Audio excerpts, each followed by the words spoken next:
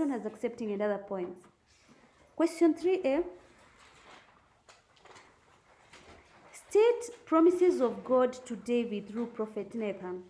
So here people are getting confused with the promises that God gave to who? To Abraham.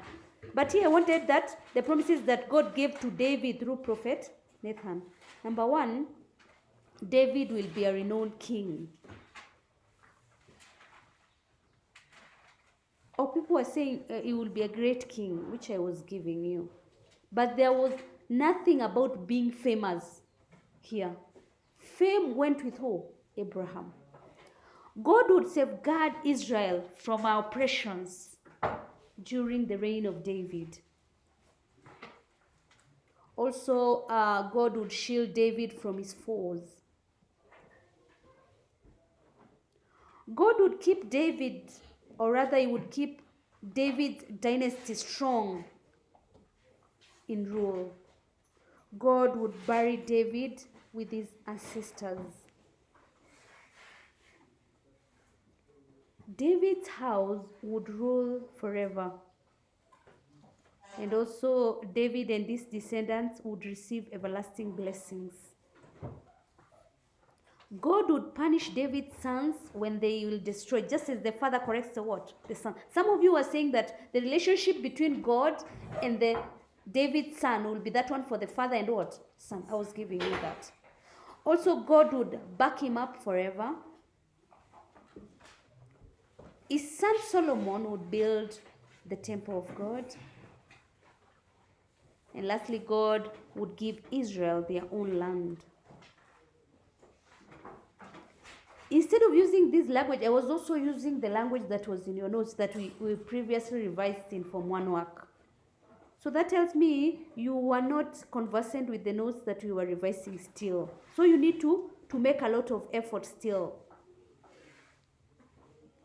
Question 3b, state how King Jeroboam promoted idolatry in Israel. Remember, Jeroboam, was it for the northern or the southern?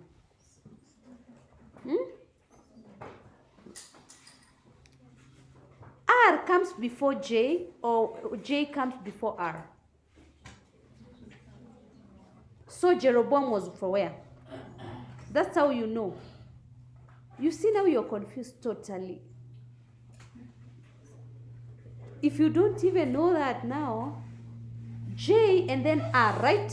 So Jeroboam for the, and Rehoboam for the, yes. So how did he promote idolatry? Number 1, there is nowhere we are told that he had married a foreign wife.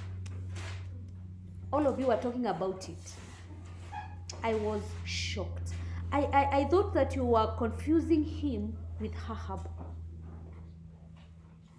Number 1, he molded golden calves at Bethel and Dan, thus ignoring Jerusalem as the main worship center.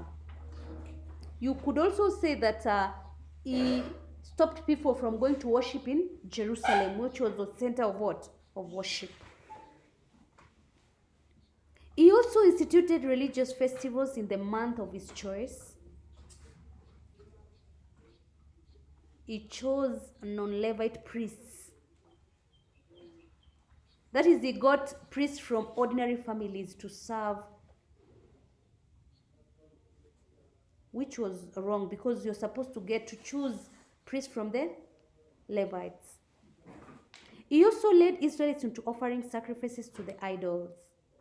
Most people talked about it. And also it was a different point to say that he himself worshipped what? Idols. Some of you also said that he made places of worship like in the what? Hills. For the what? For the idols, which I was doing what? I was giving you. Question 3c. Before I even continue with this, when you're talking about Jeroboam, some of you, instead of saying that he molded golden calves, people are saying he molded golden what? Bulls. Bulls. Check your answers. People talked about it. Most of you, so that's why I wrote it. So, describe how Elijah's prophetic mission is relevant to Christians today.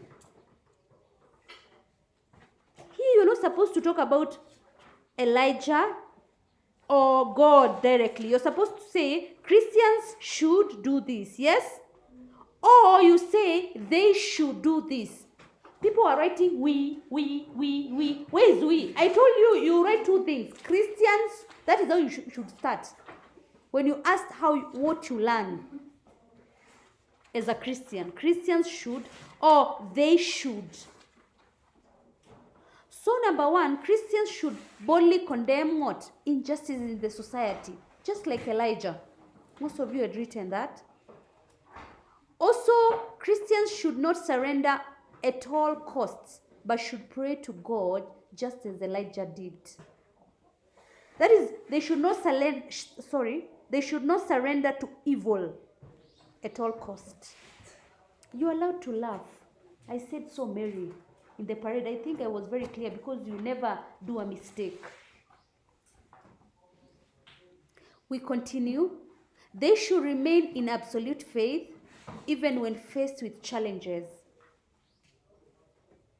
Also, Christians should be ready to defend the defenseless. Just as Elijah defended the poor, like what? Naboth. So you say what a Christian learn, and you link it to Elijah. Also, they shouldn't misuse their authority, for it is God-given. Who abused their authority? Naboth's what? Wife. Jezebel. Also, they should assess situations and make sound decisions or sound choices like Elijah. Elijah chose to be what? Godly.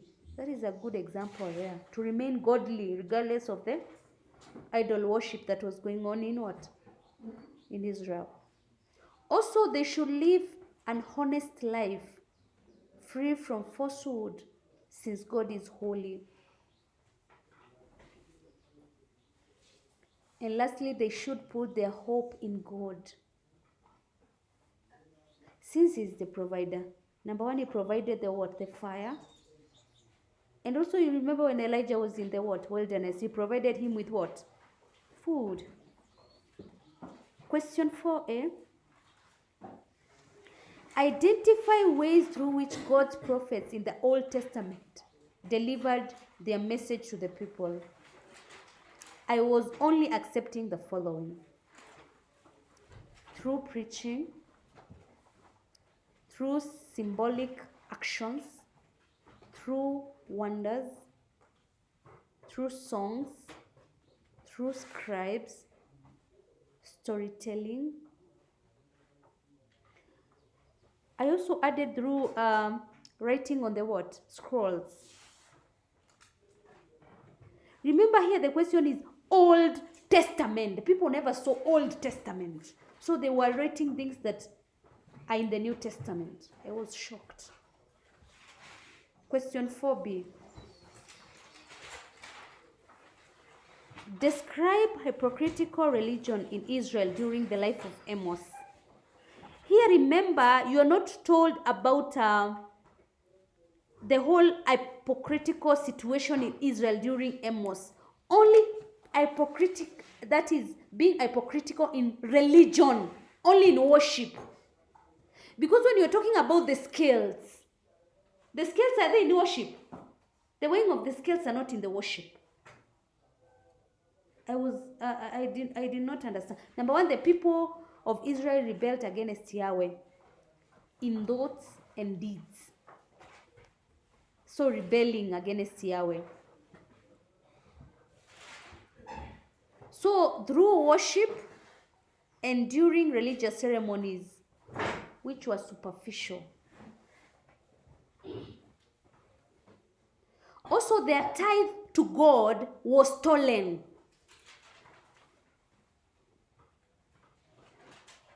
And also the animals that were offered as sacrifices were unclean. Just like nowadays, I see people, most people, you allow, the money, someone from the government has stolen the money, and then you allow them to go to the church and do what? And give the money.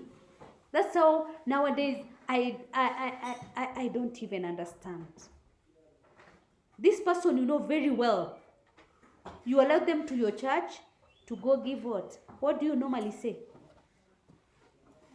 And here, it was hypocritical. But now we cannot accept it. Those people actually, if something happens to them, we are the first ones to go there to bring the prayers in their houses and to take their money. Just like the time of Amos.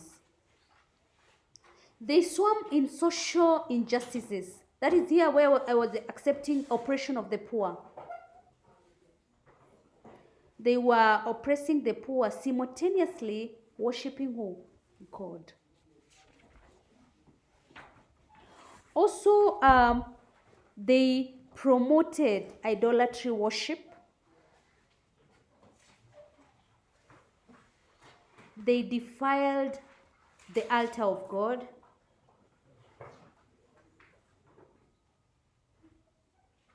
That is how did they defile? Temple what? Prostitution. So that I was accepting. They also practiced religious syncretism by worshipping idols. That is, they were worshipping Yahweh at the same time worshipping what? Idols. That is syncretism. Question 4c. Give the significance of Prophet Amos raising of the crooked wall and the plumb line. Number 1, the crooked wall symbolized the crooked ways of the people of Israel. So just saying that it symbolized the crooked ways of the people, I give you that point. And the people got almost all the answers in this question. I was so impressed. Number 2, they talked about the plumb line was God checking the straightness of the people of Israel.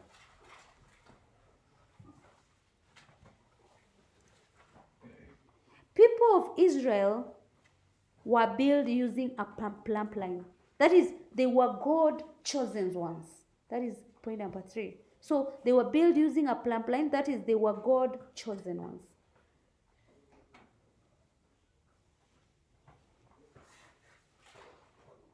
The crooked wall led the people to be destroyed. That is, the crooked people will be destroyed, were to be destroyed. That is, the Israelites had to be destroyed.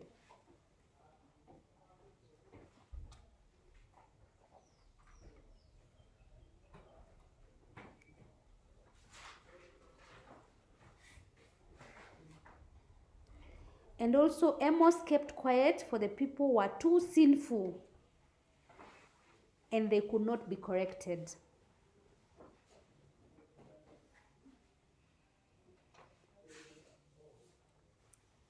Question 5a. Identify any 6 ways in which Prophet Jeremiah described idolatry in Israel. So, how did Jeremiah describe the idolatry? Number 1, he said that he described it as characterized by worship of fertility what? Gods. Number 2, there was abandonment of Israelites' first love. He called it abandoning the first love of the Israelites.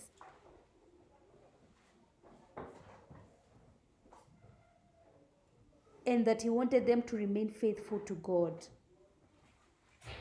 Number 3, Jeremiah described idolatry in Israel as a permit of vanity.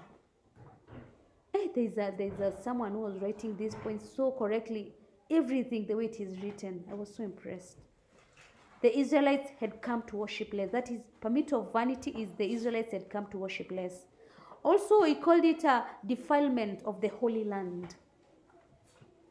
Defilement of the Holy Land. Rebellion against Yahweh.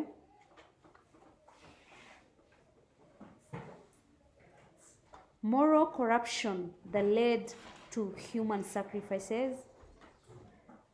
And lastly, imported gods that could not serve them in time of trouble.